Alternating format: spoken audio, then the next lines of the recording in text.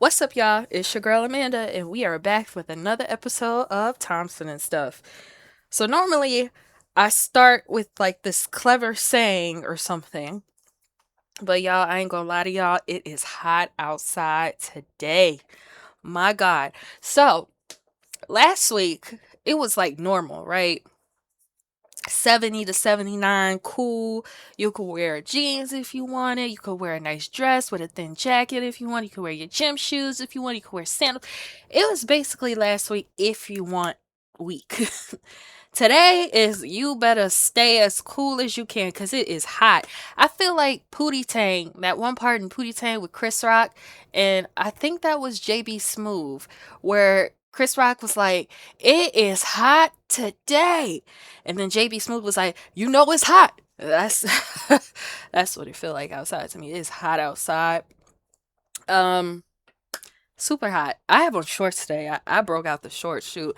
And a lot of the shorts I wear are just like a little bit halfway past my kneecap. Listen, I don't have time. It is hot outside. Okay? Hot. So I know besides keeping cool, I hope y'all are keeping cool. But I know y'all are wondering why wasn't an episode put out last week. I know if you were kind of looking forward to an episode. Y'all, I'm not gonna lie. I am all holidayed out. So we just had a weekend, no holidays on that weekend, and I just decided I'm not gonna do nothing all weekend because from the previous weekend, oh, excuse me, I'm drinking a Diet Coke. From the previous weekend, I'm all holidayed out. Swear to you. So the previous weekend, not this past weekend, was Juneteenth and Father's Day. So Juneteenth, I went over my aunt's house. She had a cookout. We ate, played games. I spent time with my family. That's one of the things I like to do. And I always talk about my Aunt Dion's house on my podcast. And I say, Aunt Dion's house is really the house full of love and multi generational love. Because again, there's my Aunt Dion, who's my father's sister, and then her children, and then her children have children. So multi-generational love. I had a good time. Coming home, I saw fireworks, so black people was doing it up with the fireworks. So I don't know what everybody else is doing on 4th of July, which is this Saturday. And if you do not work Friday, it's because they're observing the holiday for Saturday. So I don't know what y'all be gonna be doing over there. I don't celebrate 4th of July like that. I like to watch the fireworks. I like to watch the fireworks. That's it, because I think fireworks are pretty, and I've been to Disneyland enough times to see pretty fireworks. But other than that, I ain't doing nothing. I ain't doing nothing. I'm not, and that's what I did all last week because I was just so holidayed out. And so Friday I did Juneteenth. Saturday, I did Father's Day. Why I did Father's Day and Father's Day is on Sundays because I have to get up early on Monday, and I didn't want to stay out too late where I will be too tired to get up Monday morning. So I decided to do Father's Day with my dad on Saturday. And I had a good time with him. We went to Olive Garden, and the reason why I've been craving Olive Garden so bad. So I don't care if y'all didn't ask for this. I'm going to tell y'all anyway because it's so good. So this is my Olive Garden order, right? So I get the salad. I get the chicken Alfredo tortellini, right? So it's like that pocket looking pasta with the chicken and the Alfredo sauce. And you get that with salad. I get salad. And I get no onions, no tomatoes, no olives. Just straight to the point. I don't like olives. I don't like tomatoes. I don't like onions. So you get the salad, you get the chicken tortellini, you get a Diet Coke with a glass of water so it can water down the Diet Coke. And then for dessert, we got the black tie mousse cake, which was so good. And I hung out with my dad because I haven't had a chance to really hang out with him because I've just been so busy. 2 podcasts. And also, I'm not going to really talk about it yet, but I finished a new project. It's a new book series, so it's 4 books. I gotta start typing it. I just finished it last night, so one step at a time. I'm learning to take one step at a time. So, because of all that from the previous weekend, that's why I decided to get real lazy this past weekend because my God, I did so much. And also, y'all, did y'all know it's been 17 years since Michael Jackson passed away? Now, I stopped counting time after 10. And then, 10 years ago, 10 was 2019, I was 24, and when I was 24, I think life was just kind of taking me through it. But well, the bad version.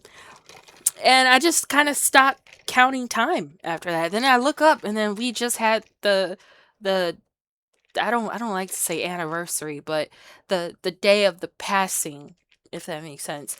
We just had it and it's been 17 years. And it's so crazy that people still say that it's been 17 years that Michael Jackson, we remember where Michael Jackson was when well, we remember where we were when Michael Jackson passed away. So I don't know if I ever told y'all this story. I was at the mall when Michael Jackson passed away. Well, I heard it in the car. So, all right, here. So I was at the mall, and at that time, the mall had little TVs in it, and it had CNN. So I guess like the Macy's had cable or something, and they said, "Oh, Michael Jackson was rushed to the hospital after a heart attack." And sometimes we just think, "Oh, it's a heart attack." People recover from it. Just sometimes we just think that, but I didn't think that he was gonna go and pass away. So I get back in the car, and that's when they announced that Michael Jackson passed away, and it was really emotional. You also got to keep in mind, I'm from um I'm from Illinois, so Gary, Indiana is not too far from me. So the Jacksons and stuff have been on our radio waves locally and for years, I should say. And yeah, like the guy on the radio cried. Like, oh my God, Michael Jackson passed away. I was kind of sad too. And I come home, and this was when I had basic cable, and you would turn on BET. They would scrap all their programming to air videos. They scrapped VH1, all their programming for Michael Jackson videos. MTV, they scrapped all their programming. I don't know about MTV Jams and all that stuff. That was around, but I don't know, like, if they did that. So yeah, and then the BET Awards, they paid tribute to him, and it was just a lot of tributes and stuff for weeks, and then they had his funeral, and then I don't know why it took so long for them to bury him, but then they had his burial and his other funeral for like the private one for friends and family. So I remember all that. And I have terrible memory, but I just can't believe it's been like 17 years since he passed away. Um, I actually visited the house. I don't know if I ever shared that. I went kind of to the house where he passed away. I saw the gate. I didn't really like go in person because I was just too scared to. Because I ain't from the Holmby Hills and I don't want to be walking around places I ain't too familiar with. But I saw the house he passed away in. I've never seen Neverland though. I want to see Neverland, but I think it's like 3 hours away from Los Angeles, and I don't know who was gonna drive up there because I went with my mom, so we were planning to only stay in like the Los Angeles Anaheim area because I was actually in town to go to Disneyland, and I was like 15 years old. So yeah, I just can't believe it's 17 years, and then we're gonna turn around in like 3 years. It's gonna be 20 years, and then it's gonna be 40 years, and then, but the good thing, I wouldn't say the crazy, well, crazy good thing is that Michael Jackson, his name lives on, and every time I log into like Facebook or something, there's some little baby that's a Michael Jackson fan, and their parents are probably my age or maybe my brother's age or whoever. So I'm very glad that we're like keeping the name of Michael Jackson alive. So I'm very proud of that. So that's my life update, y'all. Y'all know y'all like my life updates. I don't be knowing nothing. But let's get into these stories. And if you hear this in the background, that's my Diet Coke. I had to stop and get me a Diet Coke from McDonald's because shoot, it's hot. It's hot outside. I deserve a little treat with little sugar. I don't want like a when people say, "Oh, I want a little treat." I think of a piece of cake. But for me it's a Diet Coke. So, let's get into these stories. The BET Awards was last night. So, I I haven't really seriously watched the BET Awards in years. And some people don't really have cable. I don't have cable, but thank God for YouTube and TikTok and stuff. We see like pieces of it. And some of the pieces I feel like it's pieces I wanted to see and now I'm satisfied. So the first thing I saw was Janet Jackson. Janet Jackson was there.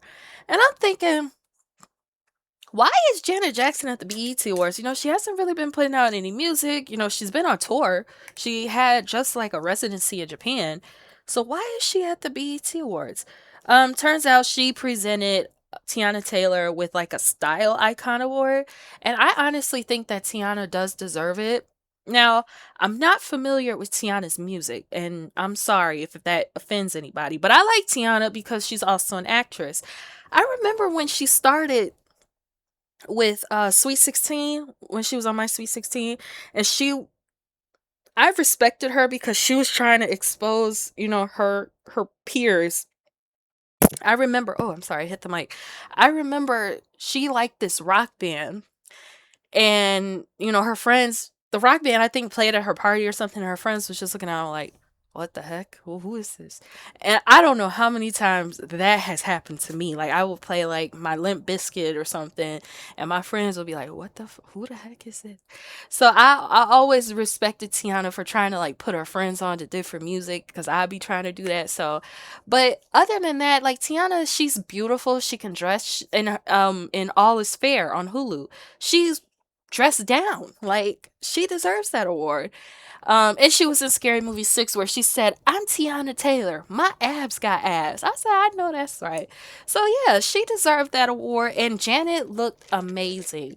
Now, I have a question, and don't come for me, because I'm so used to the Janet that would show everything, Janet who would wear like her pants a little past the butt crack, kind of, you know, why is she deciding to like cover all the way? I mean, she's still beautiful, but she kind of, like, I didn't like that she wore a Tupac t-shirt with long sleeve shirts under it. I didn't understand that, but okay. But she still looked great.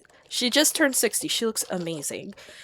Drewski, I think Drewski, he did a good job of being the host. Now, I didn't see all the Drewski segments. I did see him walking through the aisle, and then he was talking to Ray J, and he said, Ray J, you would he said, he basically talked about Ray J said he was dying, he was gonna die in 3 months. He said, you said that 9 months ago. You played us. I was praying for you. I've been thinking that, and I was just waiting on somebody to say it, because that is so true. Like, Ray J said, "Oh, I'm dying," but he's still here, thank God. But it was still a little weird that he prematurely announced that he was dying. So, but yeah, he did that with Ray J. He did kind of mock the whole pastor flying in the air thing, and he did a segment with Martin Lawrence. Like, he did a really good job, because there were some other hosts for the BET Awards that were kind of stiff, and I'm not naming no names, but Drewski, he brought what he do online to the BET Awards, and I guess that was what make the ratings go up. There was a D'Angelo tribute, because we all love D'Angelo. D'Angelo, actually, I can't believe it's gonna be a year ago soon. Like, probably in October, November-ish, he passed away. It's gonna be a year. Like, time is really flying. I loved seeing his children. He has 3 children. Suevo is his son with Angie Stone, and then Imani, who I see on Instagram from time to time. She's so so pretty. I love her hair. And then there's the young one. I think his name is Morocco, and he looks just like him the most. So they got a chance to pay tribute to their dad. And lastly, and then people, I was on the internet all day, and people were like, well, why is Lauren Hill getting a Living Legend award? Well, okay, yeah, Lauryn Hill, she put out one album, and it's a legendary album. I like that album. But did you forget that Lauryn Hill is a part of the legendary Fugees that has legendary hits as well? And then each member went on to do legendary things. Yes, even Pras, even though he went to prison, Pras had a big hit with Maya called Ghetto Superstar. Does that sound familiar to y'all? Wyclef Jean, he had a big career. Lauryn Hill, she had a big career, but had her foot in and out the door, if you know what I mean. So she deserved it, and everybody, and I really like that they stuck with the like the black tie dress code, because honestly, looking back at like the BET Awards from like maybe early 2010s. I got sick of seeing those pink wigs and nylon outfit. Look, just, go to Bloomingdale's or Saks Fifth or whoever, get you a nice gown and go to the event. That's what I like to see. Will I ever watch the BET Awards in whole again? I don't know. I don't know. You could put me in front of the screen now. I wouldn't know half those people who put out music these days. So, but from what I've seen, everybody looked amazing and the show looked really good and it looked like there was some money put in it. Thank God. So, moving on from that, Big Tigger. So this story has been, floating around for like 3 weeks. I didn't talk about it in the last couple podcast episodes. Big Tigger, if you guys don't remember, he used to be the host of Rap City, The Basement, like in the early 2000s. And then he also does radio in Atlanta. So I think he does V103. I could be wrong. I don't live in Atlanta, so correct me in the comments. So, it started with his wife coming out saying, she was a victim, basically. And when when it came out, I had a hard time wrapping my mind around Big Tigger abusing a woman. I've been watching Big Tigger for years. And I was like, no way. There's no way Big Tigger, like he seemed like a cool dude in real life. But I also had to sit and say, okay, well, these are celebrities. You see these people on TV, but you don't know them. You don't live in their house. You don't talk to them every day. And I had that back and forth with myself for a long time. Well, the first thing that happened before this video came out was that Tigger was arrested, and there's a mugshot of him, yada, yada, yada. But then there was a video that came out of Tigger and his wife. They were in the house. I did not see no type of abuse. What I saw and heard with my own ears was that the wife was doing something the and Tigger was like telling her to stop and he restrained her and that's it. That's all I saw. So like Tigger said, the truth will come to light, and I think that's what he was talking about. So I guess that this kind of vindicated him, and hopefully this will go away for him because Tigger just don't seem the type. He just, I mean, again, I don't know him, but he just doesn't seem the type to do that. So that I think that video coming out, it kind of, vindicated him. But I'm gonna move on from that because I don't want y'all to think, oh, you blaming this person, that person. I don't want to say too much because I don't want y'all saying I'm blaming this person and that person. So we're gonna move on to why I cannot stand Oprah. I seriously can't stand Oprah for two reasons. One, she doesn't like the people of hip hop. Maybe she likes Jay-Z because she's friends with Beyonce, but she wouldn't like me because of my affiliations with hip hop, how I dress, how maybe she wouldn't. I don't know. But another reason why I don't like Oprah is because she runs her mouth too much. And I'm talking about this Whitney Houston situation. So Oprah was at some event sitting on somebody's stage and she basically said, Whitney Houston was high. If I said drunk, I'm sorry. I meant high. Whitney Houston was high and she fell off the stage and yada yada yada, right? And this was during the 2010 interview she had with Oprah. I remember that interview where she was wearing like this grayish brownish sparkly dress and she was sitting down talking to Oprah about what Bobby Brown did to her and he spat on her and yada yada yada, right? So yeah, she said that Whitney Houston fell off the stage. She was high and she was begging the audience to not, film anything or say anything. Well, let's be honest here. That interview was during 2010, 2011, 2009, one of those years.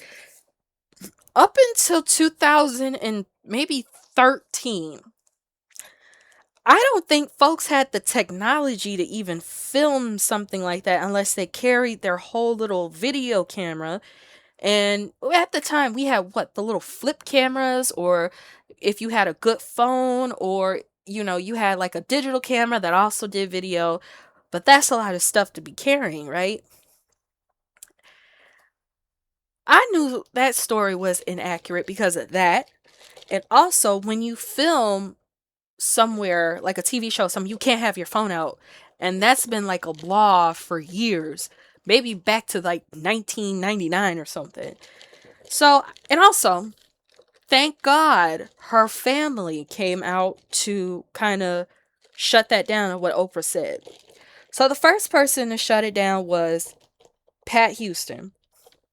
Pat Houston was her sister in law. She was married to her brother Gary, and she runs her estate now. We're all familiar with Pat, aren't we? Pat Houston came out and, in layman terms, said, that didn't happen. I mean, she struggled, but that didn't happen. She fell off the stage because it was dark.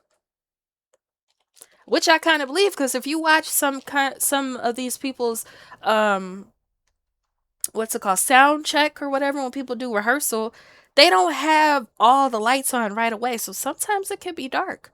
I remember watching Michael Jackson's rehearsals, the like the hidden videos that be saying do not broadcast in the corner. Sometimes Michael would be in the dark. Like, that makes sense. So Pat Houston came out and defended Whitney. And we all think, obviously, okay, she runs the state, that's what happened, blah blah blah. But also, Uncle Ray was her security guard for years. He came out and said that's true. It was dark and she fell off the stage. See, that's why I can't stand Oprah. She's starting mess. Leave Whitney alone. Let her rest in peace. Just say, hey, Whitney Houston fell off the stage. I was concerned for her. Leave it at that. You didn't have to bring in drugs and all that stuff and then bring in everybody, all the family and stuff. All you could have said was, I'm concerned for Whitney. I'm not sure, if everything was okay. Leave it at that. It's not that hard with Oprah. I almost called her. It's not that hard, Oprah. Jeez, so I can't stand you. I don't watch your show. I don't even watch the OWN network anymore. There's nothing good that comes on the OWN network. Like, ugh. Yeah. So I'm gonna move on from that. Jay-Z and Beyonce are getting a little too public, and I don't know if I like it. And what I mean by that is they're starting their like influencer documentary bag. So we all know Jay-Z recently had a performance. He combed out those big things he calls locks in his head. And, he came out, he kind of looked like Eazy-E. So they did a video of how, they combed out his locks, they washed his hair. It took them like hours or days, or it took them a long time to do it. And they did like a whole video. It was on YouTube. I watched it. It was pretty interesting just seeing them at home doing normal things. Because I remember when Jay-Z and Beyonce first started dating, ain't nobody know nothing. Hell, I didn't know they got married till after they got, maybe like a couple weeks after they got married. I didn't know, we didn't know nothing because they was just so private. But now it's like, it's kind of weird seeing them. And hell, they've been married, what, 18 years by now. But it's still so weird because maybe I'm still living in those days where they were just so private and I just wanted them to stay that way. They were kind of private when their children were born, and the only way we saw pictures of them is if they put it out themselves. Like, we didn't see these people walking around eating dinner at crustaceans or something. I don't know.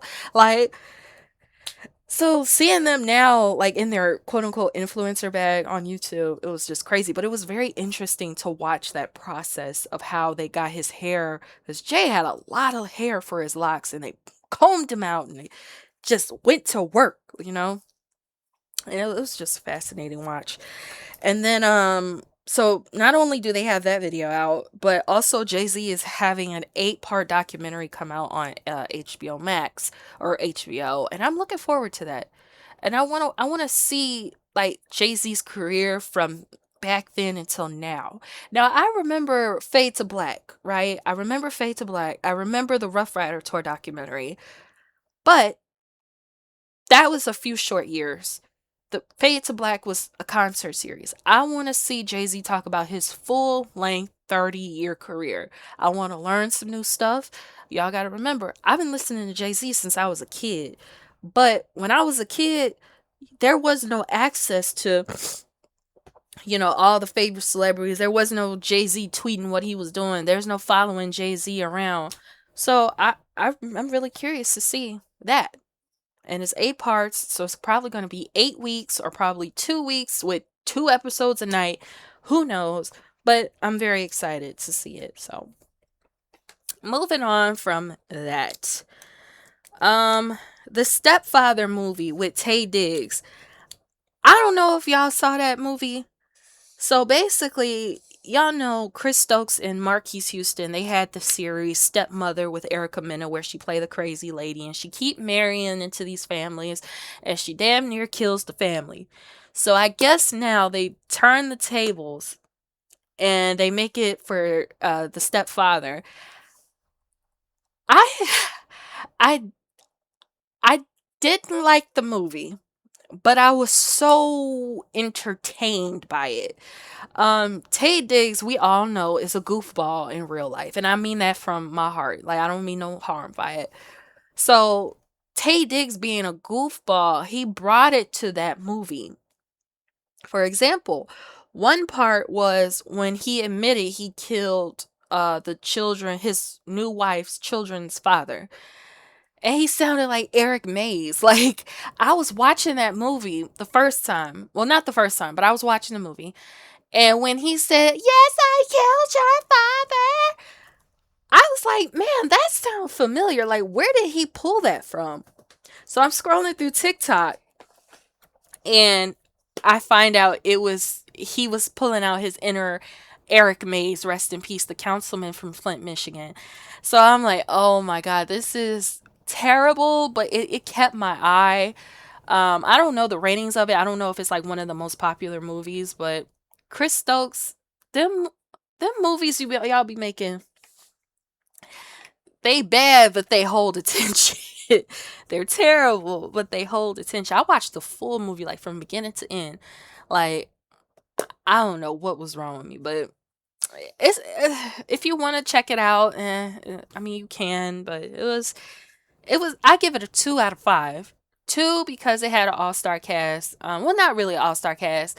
It had Tay Diggs, of course, and it also had Tamar Braxton. So, but I've seen Tamar act before. I don't think she was really that good in this either. So sorry, Tamar, love you, but she wasn't that good of an actress in that as well. So I just wanted to talk about that real quick. Moving on, Verzuz. So there was a versus B2K versus Pretty Ricky. So I missed the original airing. I left and then I came home. I missed it. So I'm trying to find like the rerun. Like, they had the rerun for who Tank and Tyrese. They had it on Complex. So it was no problem for me to come home and find it on Complex. But I came home and it took me forever to find it. It wasn't on Complex. It wasn't on like Apple Music. So I had to watch it through like the little bootlegger YouTube channels where they do like a reaction, but they let the versus play.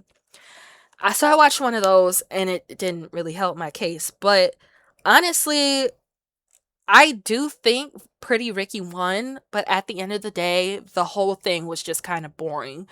To me, Pretty Ricky wasn't my. I only know like a couple Pretty Ricky songs. On the Hotline, Push It Baby, Grind on Me, Your Body, and that one song he did with or they did with Sean Paul. I probably know those 5. Now, I know way more songs from B2K than I do Pretty Ricky because I had cousins who loved B2K. B2K was always on TV. I had friends who liked B2K. I had B2K albums.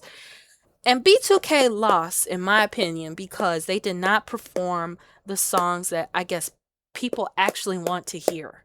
Okay, we don't want to hear Omarion's solo songs. We love Omarion's solo songs. We loved we loved Icebox. But no, we want to hear B2K. We want to hear um they I think they performed Gots to Be. I want them to perform the song, the one with the toxic lyrics, the one eat off your plate and all that stuff. Maybe they didn't perform that. I don't remember, but I think B2K just didn't really study what their fans wanted to hear. And then, honestly, the whole thing was kind of boring. Like, nothing exciting. Maybe some shots that should not have been taken. I know, like, Omarion said, "Where is Slickum?" And we all know Slickum from Pretty Ricky's on drugs, and he's probably getting the help he needs. And, just stuff like that. And I don't think it should have happened. Oh, well, no, no, no, no. Let me not say that. I think it should have happened, but it came out the way we didn't expect it. So yeah, I give this L to the whole verses. Um, we should take a break from doing verses, unless we really, really, really know who we really, really want to put on. Because this seemed kind of rushed, like it was last minute. And Trick Daddy was there. I'm like, why is Trick? I mean, of course, Miami, but Trick Daddy didn't need to be there. So I didn't like it. I didn't catch a good version of it, I guess, but it's still so boring. So yeah. Let's see what else is going on here. I have not a lot of stuff on here because not a lot of stuff has happened. Um, Rest in peace. There's a lot of rest in peace. It's crazy. So rest in peace to first Take Keith, the music producer. Take Keith, fuck these niggas up. He made some great music. My favorite Take Keith produced song is it's this one song with Glorilla and Moneybagg Yo, and this is slut. I love this song. He was so young. He was 29.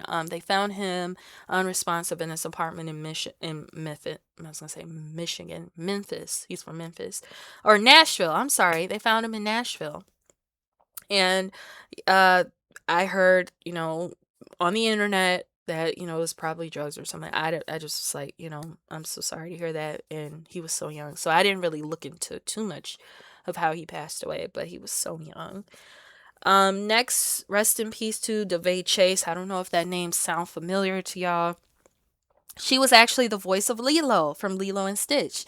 So I remember Lilo and Stitch coming out. I remember seeing her face all over Disney Channel when they were promoting the movie, when it was getting into the movie theater, and then also they had the Lilo and Stitch the series show on Disney Channel, which was like maybe a couple years after 1 and 2 came out.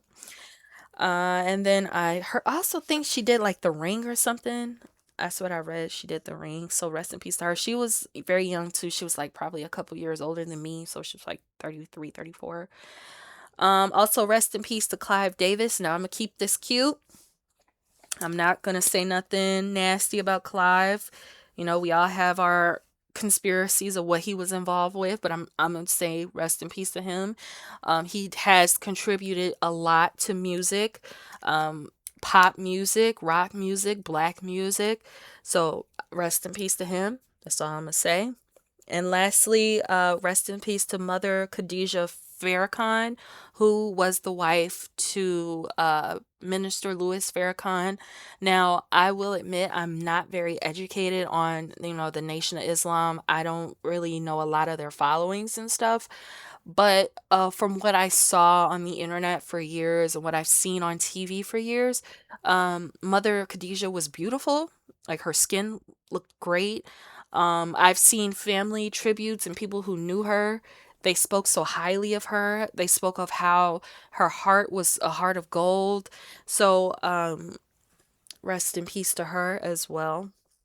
And moving on from that, let's see, Tiny Desk. Tiny Desk is hitting it now.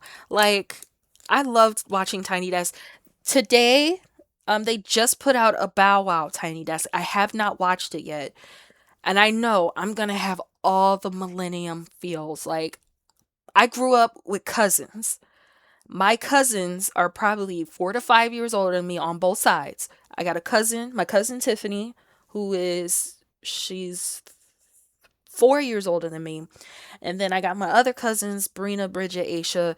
They're probably 4 or 5 years older than me as well. They loved Bow Wow B2K. That was their era too. They loved it more than I did. So I know somewhere they're just so excited about that. They probably watched it before me, but I just know that, they're going to have all the feels like I'm going to have all the feels. Um, my first Bow Wow album I had was the Wanted album, the one that came out in like 2004, 5, 6 ish with Fresh as I'm Is on it. I kid y'all not today.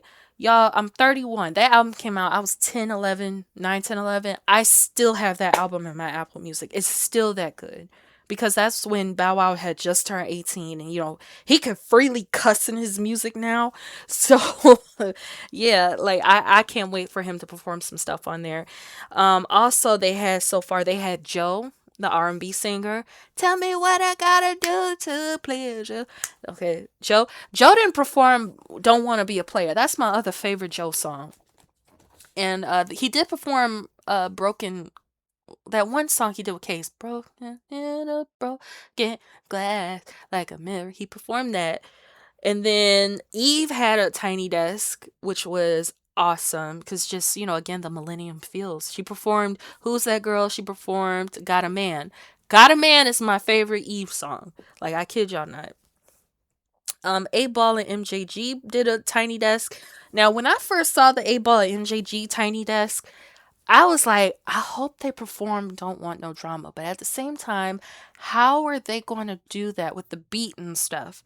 Oh, they pulled it off and they killed it. That's like one of my favorite 8 Ball and MJG songs. I remember me and my brother used to play the hell out of that song growing up. So they did that. And then lastly, Fred Hammond. I only know two Fred Hammond songs, and one of them is No Weapon.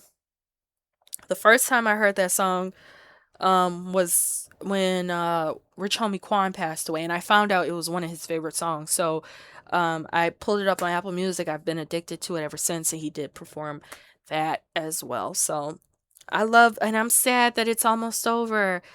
I think Bow Wow will be the last Tiny Desk, but I can't wait to see who they gonna do next year because they had a lot of like big artists this year, and I loved it and I enjoyed watching it. So, Mystical is sentenced to 20 years for rape.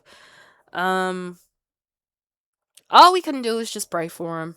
I remember Mystical did like 7 years back then, but they put him right back in jail. So, all we can do again is just pray for him. I don't have a lot to say about it because, at the same time, do the crime, do the time. But, you know, I don't have any words. So just want to let y'all know. And lastly, Bunny XO and Jelly Roll split. So this was a shock to me.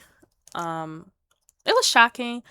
And when they put out that statement that, oh, we love each other, we're going to be best friends, I thought that this was going to be a quiet divorce. Y'all, I kid you not, we learned so much of what we did not need to hear.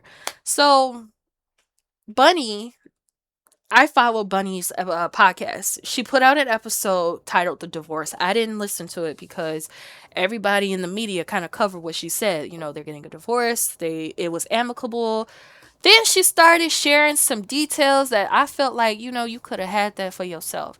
One, so they're divorcing, but they're still going to have a baby through IVF. All I hope for that child is I hope they have a peaceful co-parenting environment. I'm not going to sit here and say, well, how could you do it? I don't want to do that. I don't want to shame nobody. I just wish that, y'all have a peaceful co-parenting situation. I hope that, Bunny still has a relationship with Jelly's children because I always knew she did. She always talked about them and stuff. And then she started coming out saying, oh, being married to him was like a 10-year sin. I'm like, oh, Lord. I thought y'all was keeping this amicable. Why are you telling us this stuff? Like, girl, okay. And I said, okay, Bunny, don't say no more. Don't say no more, Bunny. Please don't say no more. Cause it'll get nasty. I don't want no one deserves to have a nasty divorce unless it's Really, really, really, really necessary to have a nasty divorce. And I always looked at Bunny and Jelly Roll like they really love each other. They was always affectionate with each other. But like I always say, y'all, we don't know these people. We don't live with them. We don't speak to them every day. We don't wave to them from across the street. We're not neighbors. So, but that whole thing of her getting on that mic and explaining herself, she should have just, held on to that for herself. But yeah, that's all I really wanted to get on here and talk about. Because I didn't want to sit here and talk about Diddy getting out of jail early. They only pushed it up a couple months. And then JB Van, or JD, choose JB. JD Vance called Diddy a good Christian. Well, Couch Hunter, you listen to me. You're not a good Christian. He ain't a good Christian. And here we are. You know what, y'all? I'm about to go get me some lunch because I'm not about to argue and talk about politics all day because it's bad enough our president got a nasty ass pool at the White House and then he had like a whole UFC fight at the White House. That shit made no sense to me. But we're not going to talk about it because I'm not a Trump supporter. I can't stand Trump. He makes bad decisions for everyone. And yeah, so I'm going to go get lunch and I'll talk to y'all later. Peace.